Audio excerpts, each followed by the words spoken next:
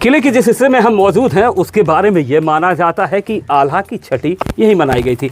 यहाँ पर बुंदेलखंड में जो परंपरा है, जब किसी बच्चे की छठी होती थी तो दीवार में गेरुए रंग से उसे अंकित किया जाता था। लोग बतलाते हैं कि यहाँ भी आल्हा की छठी का लेख था।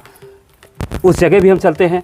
आज वहाँ हालात क्या हैं, आल्हा की छठी जहाँ बतलाई जाती है, आल्हा उदल का एक किला बतलाया जाता है, उसके अंदर की ये जीर्ण शीर्ण जो हिस्से की तस्वीरें भी हम दिखलाएंगे।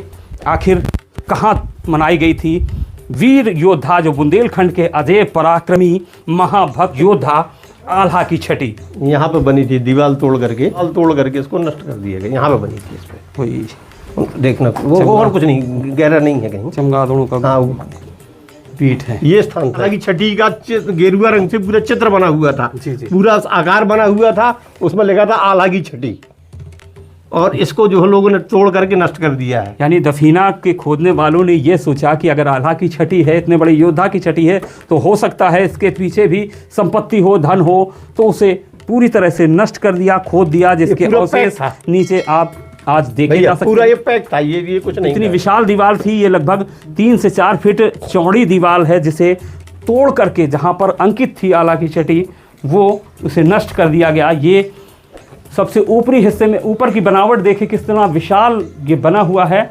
गोलाकार है पूरी तरीके से, और ये वो स्थान है जहां माना जाता था कि यहीं पर वीर पराक्रमी योद्धा आल्हा की छठी मनाई गई थी। लेकिन दफीना खोदने वालों ने इस अवशेष को भी खंडहर में तब्दील कर दिया और आज यहाँ के जो अवशेष हैं वो सिर्फ मिट्टी, पत्थर और ईंटों में तब्दील दिखलाई देते हैं। इसके पीछे की ओर हम मौजूद हैं जो इसकी विशालता को दर्शाता है। इसके दृश्यों से रूबरू करा रहे हैं।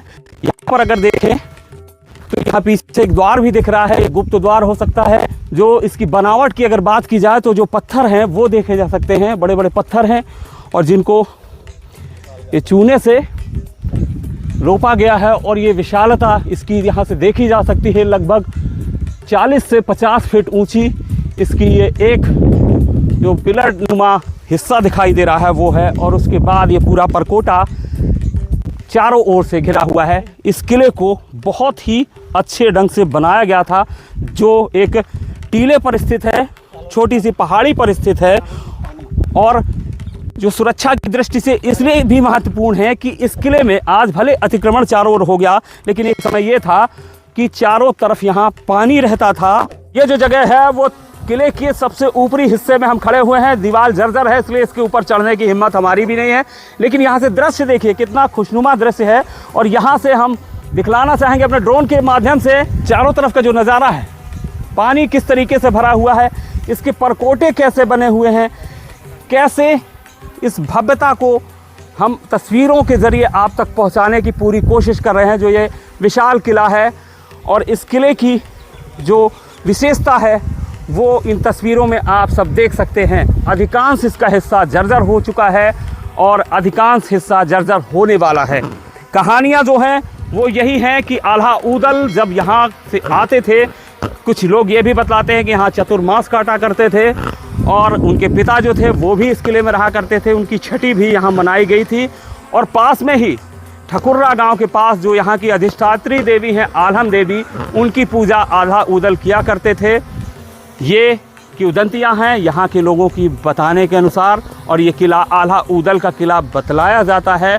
यहाँ पर सुरक्षा की दृष्टि से जो माहौल था उस वजह से यहाँ रुका करते थे आल्हा उदल। के अलावा यहाँ शिकार की दृष्टि से भी बड़ा जंगल हुआ करता था, तो शिकार की दृष्टि से, और पास में ही आल्हम देवी का जो मंदिर, वहाँ पूजा यानी आराधना करने भी रुकते थे।